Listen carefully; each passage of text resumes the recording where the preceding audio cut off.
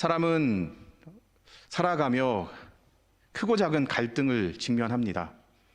그런데 대부분의 갈등은 가까이에 있는 사람들 사이에서 일어나고 또 지속될 때가 있습니다. 가장 가까이에 있기에 가장 자주 만납니다. 그리고 있는 모습 그대로 만나야 하기에 나의 부족함과 허물이 그대로 드러납니다. 그런데 우리의 연약함은 그것들을 덮어주고 감싸주기보다는 그것들을 파헤치고 그것들을 통해 서로를 오해하고 또 실망하고 사소한 문제가 시간이 지나 큰 갈등으로 일어나는 일들을 우리는 아주 자주 직면합니다. 그래서 우리는 가정이 함께 하나님의 나라를 위해 실현해야 되는 하나님께서 우리에게 주신 첫 공동체이지만 그 가정에서 사실 삶에 있어서의 크고 작은 갈등들을 가장 많이 경험합니다. 오늘 우리가 살펴본 본문은 태어나기 전부터 갈등을 맺은 한 형제의 이야기를 하고 있습니다. 창세기 25장 21절의 말씀을 제가 읽겠습니다. 이삭은 자기 아내가 임신하지 못하므로 아내가 아이를 가지게 해달라고 주님께 기도하였다. 주님께서 이삭의 기도를 들어주시니 그의 아내 리브가가 임신하게 되었다. 그런데 리브가는 쌍둥이를 배웠는데 그 둘이 태 안에서 서로 싸웠다. 이삭은 40세에 결혼했습니다. 오늘날로 이야기하면 조금 늦은 나이입니다. 그 당시의 나이로 보면 적당한 시간에 아마 결혼하지 않았을까 생각합니다. 창세기 24장 67절에 따르면 이삭은 아내 리브가를 맞이한 뒤에 하나님의 위로를 얻었다라고 이야기합니다. 왜냐하면 그 전에 아내를 얻기 전에 어머니를 잃었기 때문입니다. 가족의 특별히 사랑하는 어머니를 잃은 이삭, 그 빈자리를 하나님께서는 리브가를 통해 위로하시고 채워주십니다. 하나님의 섭리로 이삭은 가정을 맺습니다.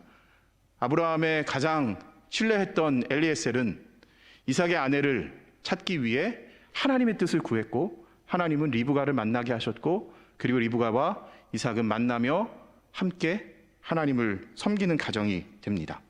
그런데 이 가정에 문제가 있습니다. 어떠한 문제냐면 자녀가 없었습니다. 야곱과 에서가 태어날 때 이삭의 나이가 60세였다라고 이야기합니다. 결혼할 때가 40입니다. 그런데 20년 동안 자녀가 없습니다. 오늘날에도 많은 가정들이 불임으로 인해 고통을 받고 있습니다. 저희 가정도 마찬가지입니다. 저희 아버지와 어머니가 결혼하시고 7년 만에 형을 출산하셨습니다. 여러 가지 사정들도 있으셨고 중간에 유산도 있으셨다는 얘기를 들었습니다. 그리고 제가 9년 만에 태어난 아들입니다. 얼마나 귀하게 자랐겠습니까? 그런데 자녀가 없다는 것이 가정에게 주는 아픔과 상처가 참 있습니다. 오늘날에도 많은 가정들이 불임으로 고통을 받고 있습니다. 하나님의 은혜를 구하지만 그 시간들의 기다림이 쉽지 않습니다. 하나님께서는 아브라함의 기도를 통해 이삭을 주셨듯이 이삭의 기도를 통해 에서와 야곱을 가정해 주셨습니다. 하나님의 때를 알았기에 아버지가 기다렸던 25년처럼 이삭은 20년을 기도하며 기다려서 얻은 아들이 쌍둥이 에서와 야곱입니다. 형의 이름 에서는 털이 많다라는 의미를 가지고 동생의 이름은 야곱은 발꿈치를 잡았다라는 이름의 뜻을 가지고 있습니다. 그런데 늘 그렇듯 가정은 한 문제가 해결되면 또 다른 문제가 발생합니다.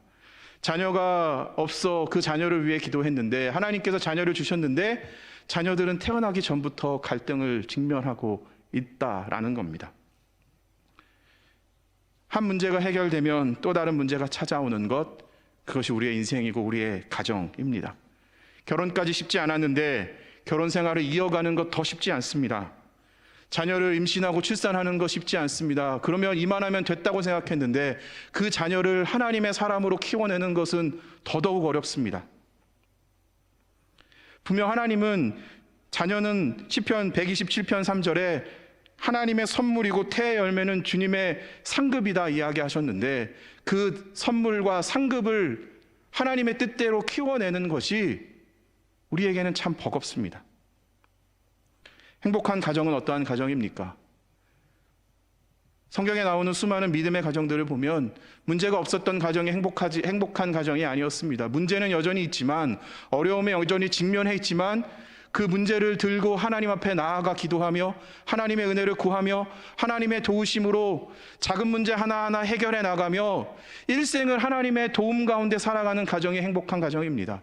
문제가 없는 가정이 아니라 문제 속에 하나님을 붙들 수 있는 가정, 여전히 하나님께 나아가며 내 삶의 문제는 해결되지 않았지만 그러나 어디에서도 얻을 수 없는 평안과 위로를 하늘로부터 경험하는 하나님의 가정이 하나님이 주시는 행복한 가정입니다. 오늘 본문 앞절인 창세기 25장 22절과 23절에 이렇게 쓰여져 있습니다. 리브가가 이렇게 괴로워서 내가 어떻게 견디겠는가 하면서 이 일을 알아보려고 주님께로 나아갔다. 괴로울 수 있습니다. 그런데 리브가는 이 일을 주님 앞으로 가지고 나아가 주님의 뜻을 물었다는 겁니다. 그리고 주님이 대답해 주십니다. 그런데요, 이 대답은요, 기가 차도 너무나도 기가 찬 대답입니다. 두 민족이 너의 태 안에 있다. 아들 하나도 감사한데 두 아들을 주셨습니다. 그런데 그 태 안에서 태어난 두 아들이 두 백성으로 나뉠 것이다 라고 말씀하십니다. 그런데 또 하나의 이야기가 들려집니다. 한 백성이 다른 백성보다 강할 것인데, 물론 형제 가운데도 힘이 강한 사람이 있겠죠. 그런데 마지막 이야기의 말씀이 이삭과 리브가의 마음을 불편하게 합니다. 형이 동생을 섬길 것이다.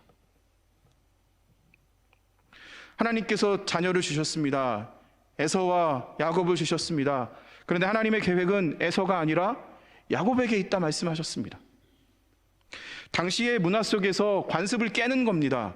당시의 상황 속에서 이해할 수 없습니다. 하나님이 주신 말씀이기 때문에 받아들여야 되는데 마음이 불편합니다. 어떻게 해야 했을까요? 결혼하여 아이를 잉태하기까지 하나님의 뜻을 물었습니다. 그리고 그 아이가 잉태되고 나서 싸우기 때문에 태 안에서 싸우는 아이의 문제를 가지고 하나님의 뜻을 구했습니다. 근데 하나님께서 주신 응답은 내가 생각했던 것과는 정반대의 응답으로 나에게 주어졌습니다. 자녀를 주신 것까지 감사한데, 그것도 아들이기에 더 감사한데, 그것도 한 번에 두 아들을 주셨기에 너무나도 감사한데, 그런데 마지막에 하나님께서 주셨던 음성은 두 아들이 나눠질 것이다. 형이 동생을 섬길 것이다. 에서와 야곱의 갈등, 성경은 이 갈등의 이야기를 이어갑니다. 그런데 이 갈등이 누구의 문제일까요? 물론 하나님의 계획 가운데 시작되었지만 이 갈등을 해결해 나가는 사람들이 직면한 태도가 사실 이 갈등을 부추기지 않았나 생각합니다. 두 형제는 스타일이 달라도 너무나도 달랐습니다. 형은 사냥을 좋아했고 외향적이었습니다. 동생은 차분하고 내성적인 성격입니다. 성격이 다른 것이 문제입니까?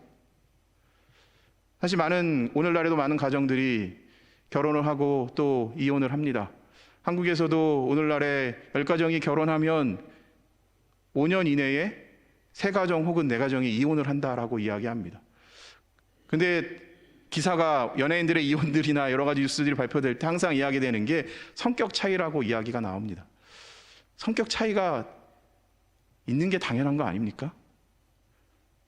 수십 년 동안 다른 삶을 살았고 부모의 한 뱃속에서 태어난 5분 차이를 두고 태어난 쌍둥이도 성격이 다른데 어떻게 다른 사람과 다른 사람의 가정에서 태어나서 한 가정을 이루는 사람들이 성격이 같을 수 있겠습니까? 문제는 성격의 차이가 아닙니다. 그 성격의 차이를 다름으로 이해하고 받아들이지 못하고 틀림으로 이해했기 때문에 갈등이 빚어진 겁니다. 혹시 성격이 맞으셔서 지금까지 버텨오셨습니까? 내 남편, 내 아내, 지금까지 우리가 함께 살아가고 함께 하나님의 나라를 꿈꾸는 것은 나와 마음이 같은 사람만 있어서입니까? 그렇지 않다는 겁니다. 다릅니다. 싸울 수 있습니다. 아픔이 있습니다. 상처가 있습니다. 그런데 그것들을 서로 인정하지 못함이 우리의 연약함이고 에서와 야곱의 연약함이었습니다. 그런데 문제는 에서와 야곱에게 있지 않습니다. 문제 있는 자녀를 보면 많은 사람들이 자녀가 문제라고 이야기합니다. 그래서 오늘날에도 한국에서 오은영 박사님이 하는 프로그램들을 보면 여러 가지 아이들, 금쪽이라 그러잖아요, 아이들을. 그 아이들의 이야기를 보면 문제는 아이들에게 있어 보입니다. 그런데 오은영 박사님이 그 아이들을 상담하고 그것들을 해결해 나가는 방법을 보십시오. 문제의 가장 큰 원인은 아이에게 있지 않습니다. 부모에게 있습니다. 아이가 문제를 일으켰는데 우리는 그 문제를 일으킨 결과를 해결하려고 하는데, 사실 진짜 전문가들은 그 문제의 결과는 별로 중요하지 않습니다. 그 문제가 어떠한 과정 속에서 어떻게 만들어졌고 그것들이 어떻게 자라나서 악한 영향력을 끼치고 있는지 그것들을 해결하고자 합니다. 에서와 야곱의 갈등이 그렇다는 겁니다. 오늘 본문 27절과 28절입니다. 두 아이가 자라 에서는 날쌘 사냥꾼이 되어서 들에서 살고 야곱은 성격이 차분한 사람이 되어서 주로 집에서 살았다. 이삭은 에서가 사냥해온 고기에 맛을 들이더니 에서를 사랑하였고 리브가는 야곱을 사랑하였다. 에서와 야곱의 갈등의 근원은 부모의 편애였습니다. 편애가 무엇입니까? 어느 한쪽 혹은 한 사람만 유달리 사랑하는 것이 편애입니다.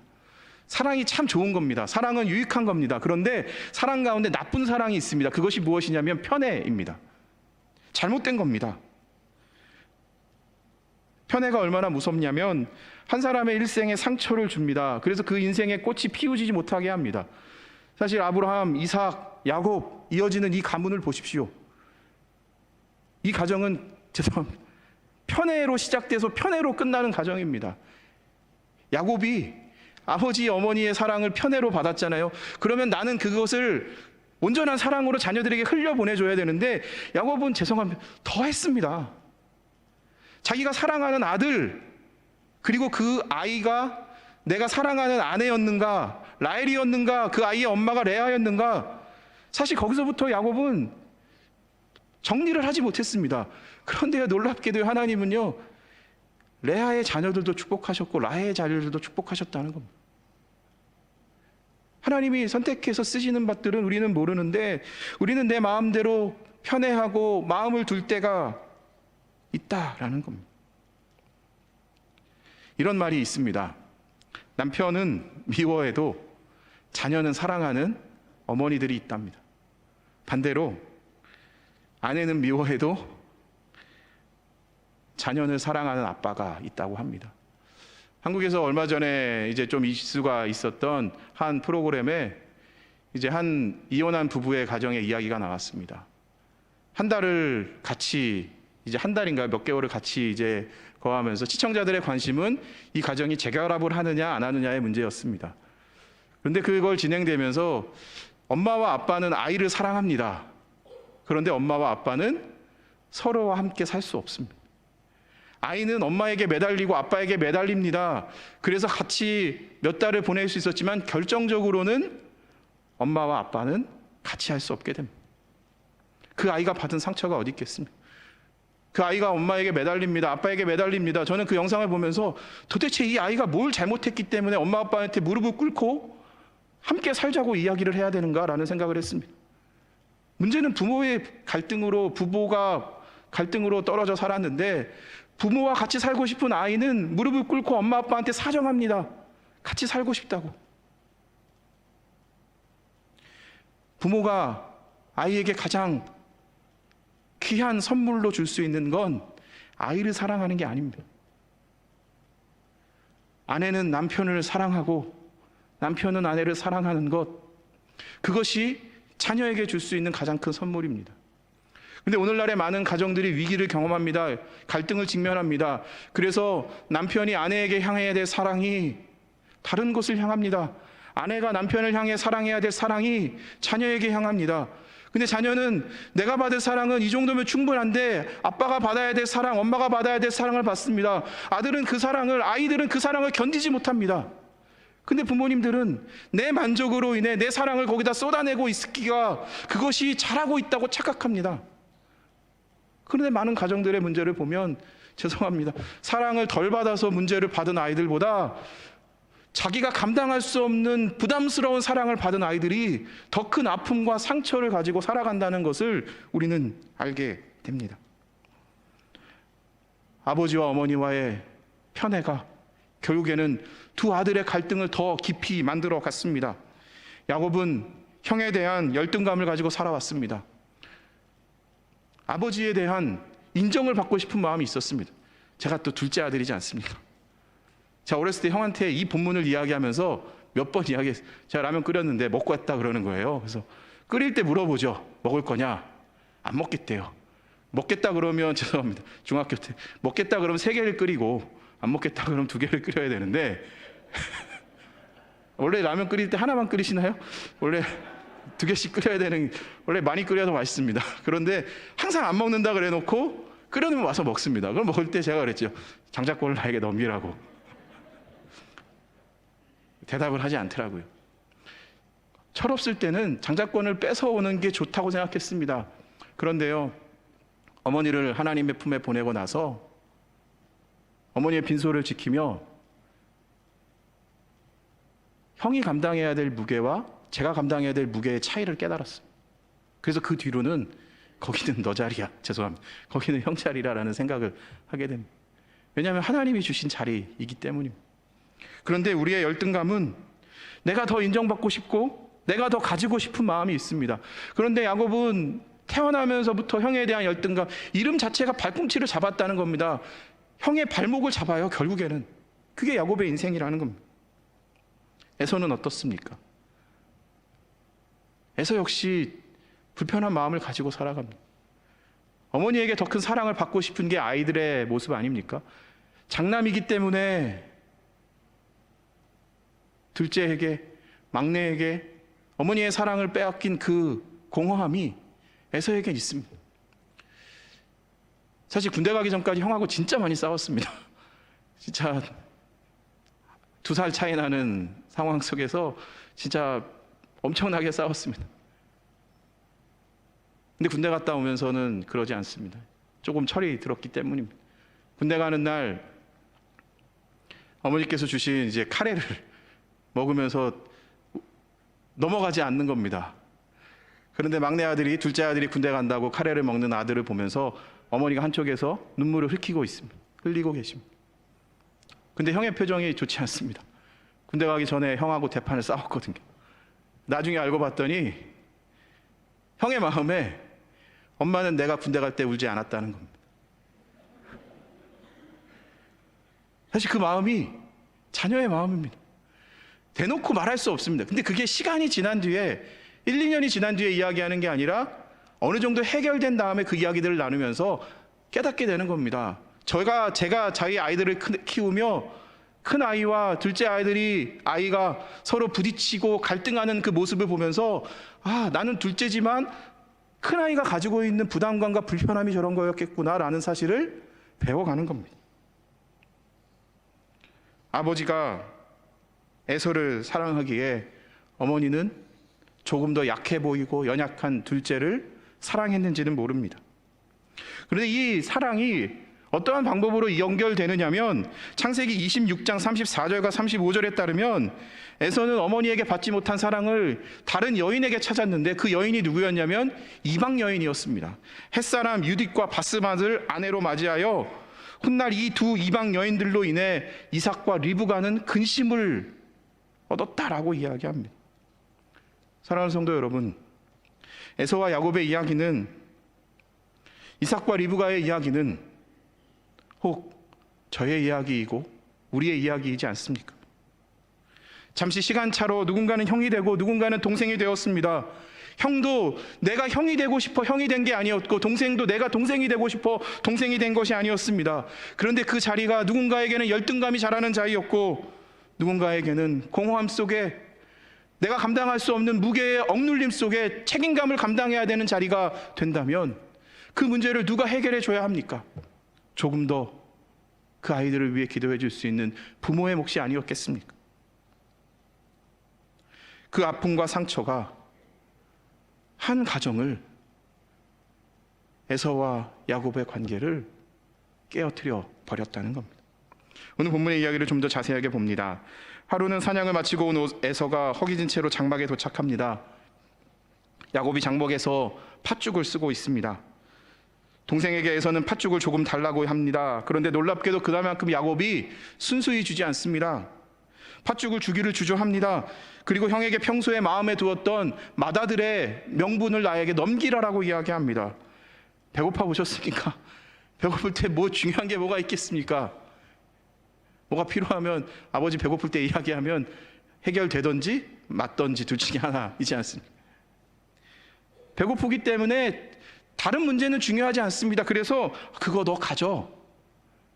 야곱이요, 굉장히 꼼꼼한 사람입니다. 확인을 합니다. 진짜냐고 확인을 합니다. 형은 대수롭지 않게 그것들을 넘겨냅니다. 근데 야곱은 평생 이 순간을 기다렸던 겁니다. 태어날 때 형의 발꿈치를 잡았던 야곱은 결국에는 내가 그것을 차지하겠다라는 마음을 가지고 평생을 버텨왔던 것인데, 에서는 그것을 모른 채 배고픔에 의해 한 번에 넘겨버린 겁니다. 형 에서의 문제가 무엇입니까? 팥죽 한 그릇에 허기진 나의 배를 채우기 위해 동생이 제안한 장자권을 아무런 생각 없이 넘겼습니다. 34절 말씀입니다. 야곱이 빵과 팥죽 얼마를 에서에게 주니 에서가 먹고 마시고 일어나서 나아갔다. 에서는 이와 같이 맏아들의 권리를 가볍게 여겼다. 여기서 성경에 가볍게 여겼다라는 말은 업신 여겼다라는 의미입니다. 그리고 또 하나의 의미는 모욕하다라는 의미입니다. 장자권은 노력을 해서 얻은 자리가 아닙니다. 태어나 보니 장자인 사람이 누리는 권리입니다. 그래서 장자에게는 그 당시에는 아버지의 재산을 나눠줄 때 다른 형제들보다 2배를 주게 됩니다. 또한 가문을 이어갈 책임을 주어집니다. 그래서 장자의 권리는 거저 주어진 것 같지만 가볍게 여겨서는 안 될 권리입니다. 주어진 가문을 위해 최선을 다해야 되고 내가 감당해야 될 책임이 있습니다. 그런데 에서는 이러한 장자의 권리를 가볍게 여겼습니다. 다른 말로 이야기하면 하나님의 섭리를 업신 여겼고 하나님의 뜻을 모욕한 것입니다. 히브리서 12장 16절은 이렇게 이야기합니다. 음행하는 자나 음식 한 그릇에 장자권을 팔아넘긴 에서와 같은 속된 사람이 생기지 않도록 주의하십시오. 히브리서 11장은 믿음의 사람들의 이야기를 나눕니다. 그리고 믿음의 사람들의 이야기가 끝난 뒤에 믿음에 속하지 않은 사람의 이야기를 할 때 등장하는 사람이 누구냐? 에서라는 겁니다. 음식 한 그릇에 하나님이 주신 축복된 권리를 팔아버린 사람, 그 사람이 속된 사람이다라고 성경은 이야기합니다. 사랑하는 성도 여러분, 이런 에서의 모습은 에서에게만 있을까요? 하나님의 뜻을 따르며 하나님의 말씀을 가벼이 여기는 우리의 모든 삶의 태도가 에서의 모습이지 않겠습니까? 생각해보면 저의 삶에도 우리의 삶에도 거저받은 것이 참 많습니다. 그런데 우리도 거저받은 것이기에 감사하고 기뻐하기보다는 더 가볍게 여기지 않았나 생각합니다. 구원이 그렇습니다. 도저히 내가 그 구원의 값을 치를 수 없는데, 그래서 주님께서 대신 값을 치러 주셨는데, 그래서 내가 그 구원의 값을 매길 수 없어서 하나님께서 주신 선물인데 그 은혜를 당연히 여겼고 가벼이 여기고 살아왔습니다.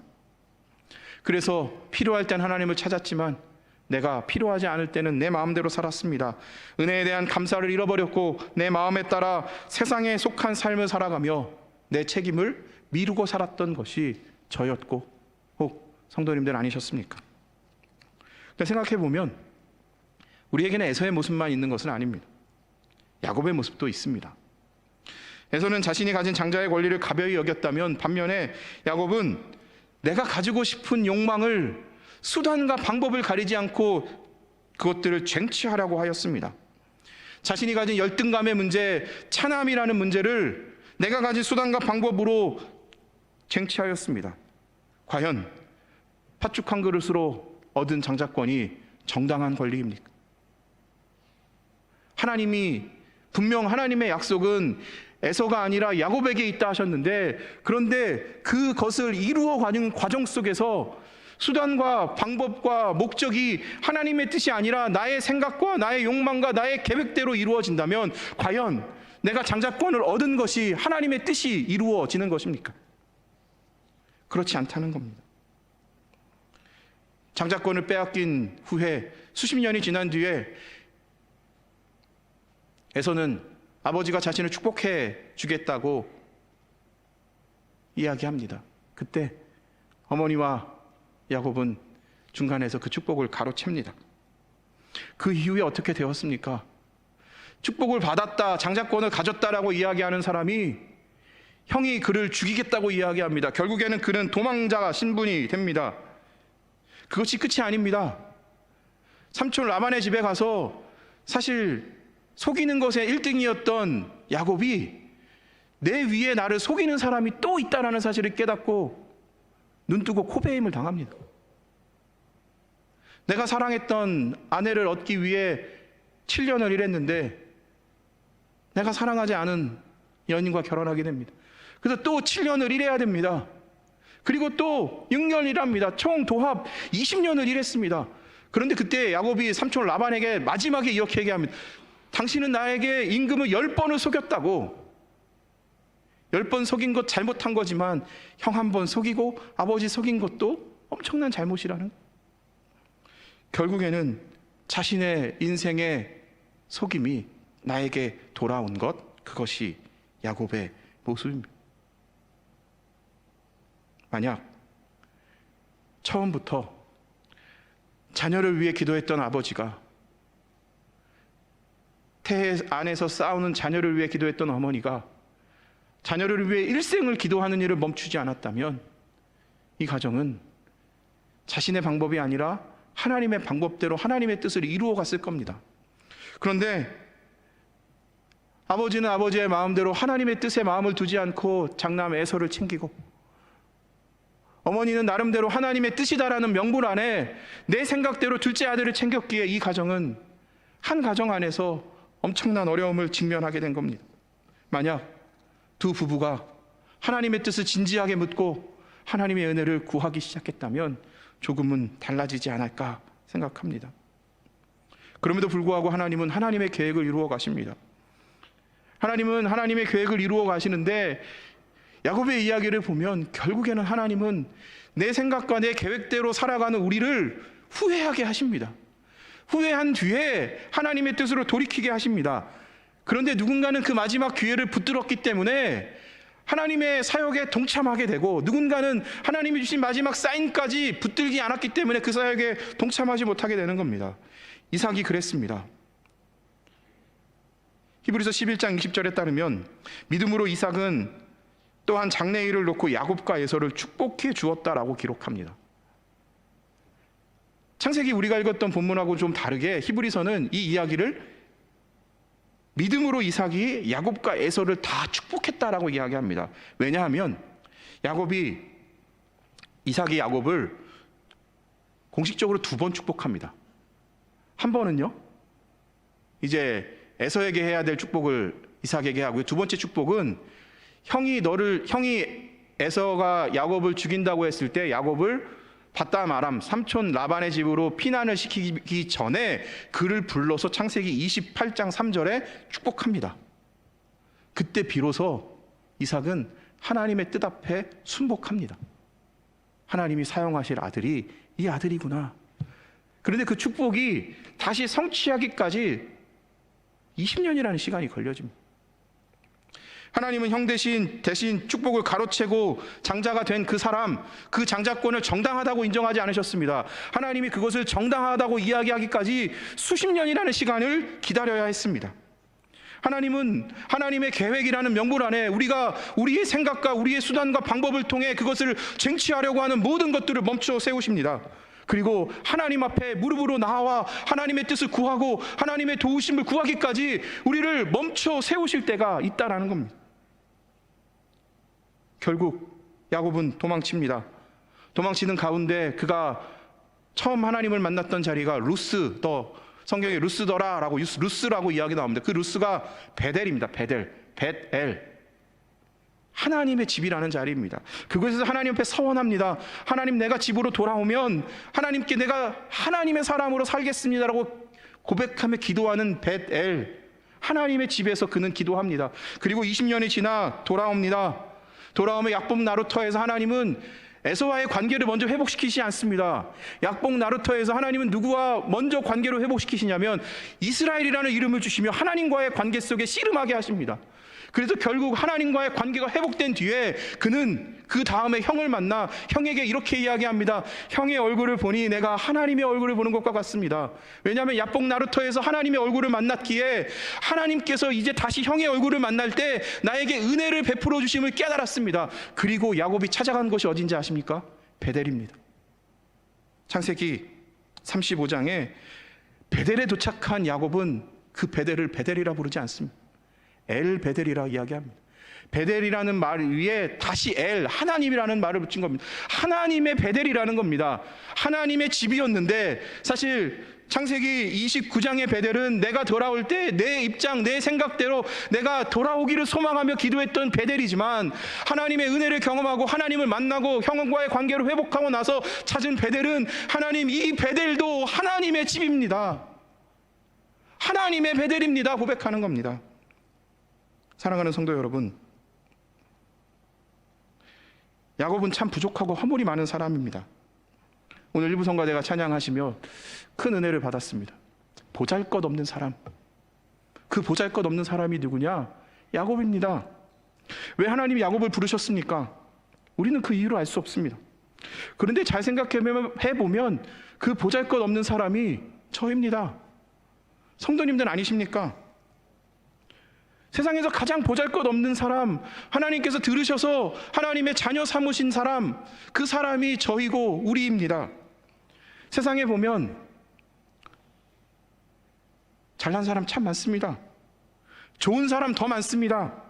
자격으로 보면 이곳에 설 수 없는 사람, 하나님의 자녀가 될 수 없는 사람, 겉으로는 깨끗한 것 같지만 속에는 죄악이 가득한 사람, 그 사람이 우리이지 않습니까? 그런데 하나님은 하나님의 주권적인 부르심으로 야곱을 부르셨듯이 오늘 우리를 부르셨습니다.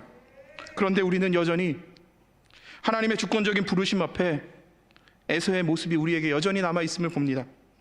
주신 은혜를 감사하고 감격하고 살아가기보다는 가벼이 여길 때가 있습니다. 여전히 내 안에 하나님의 뜻을 떠나 내 생각과 수단과 방법을 가리지 않고 쟁취하고자 하는 야곱의 모습 또한 남아있습니다. 그래서 오늘 우리는 에서와 야곱 사이에서 늘 고민하고 있습니다. 근데 영어의 제목은요, Neither Jacob nor Esau입니다. 다시 말하면 우리는 야곱과 에서 사이에서 고민하고 갈등하지만 거기에는 정답이 없다는 겁니다. 에서도 아니고 야곱도 아니라는 겁니다. 우리는 누구의 길을 따라가야 되는가? 주님을 따라가는 사람이어야 됩니다. 베델이 아니라 엘 베델을 우리의 삶에 회복하는 사람입니다. 이제 말씀을 정리합니다. 하나님께서 야곱을 택하신 이유는 야곱의 장자권이 능력이 있어서가 아닙니다. 그가 산 팥죽이 값이 비싸서가 아닙니다. 도덕적으로 야곱이 에서보다 우월하기 때문이 아닙니다. 하나님의 전적인 부르심입니다. 하나님은 야곱의 욕심과 그가 가지고 싶은 위대함의 욕심과 욕망 앞에 그를 내려보내십니다. 연약하게 하십니다. 주님이 필요한 존재가 되게 하십니다. 그래서 내 힘으로 꺾을 수 없는 천사를 하나님의 힘으로 꺾게 하십니다. 그리고 그곳에서 하나님은 그를 야곱이 아니라 이스라엘로 변화시키십니다. 그 이스라엘이라는 이름 위에 하나님은 허물과 부족한 푸성인 그에게 은혜를 더하십니다. 그리고 그 뒤에 십자가의 능력으로 그 일을 감당하게 하십니다. 오늘 그 십자가 앞에 마음으로 다해 나아가 우리의 가정이 베델에서 엘 베델로, 우리의 삶이 베델에서 엘 베델로 나아가는 저와 선한목자교회 모든 성도님들이 되시기를 소망합니다. 기도하겠습니다. 하나님께서 우리에게 허락하신 은혜, 구원의 사랑을 당연히 여기고 감사를 잃어버리고 살아왔음을 고백합니다. 이제는 그 당연함으로 인한 가벼움을 내어드리고 그 사랑의 묵직함, 무거운 부담으로 살아가기를 소망합니다. 우리 안에 나에게 없는 것으로 인해 타인을 향한 시샘과 하나님을 향한 원망이 남아있다면 그건 역시 내려놓게 하시고 나의 연약함을 주의 은혜로 덮으시는 하나님의 은혜를 붙들고 베델에서 엘 베델로 나아가는 우리 모두가 되게 하여 주시옵소서. 감사드리며 예수님의 이름으로 기도합니다. 아멘.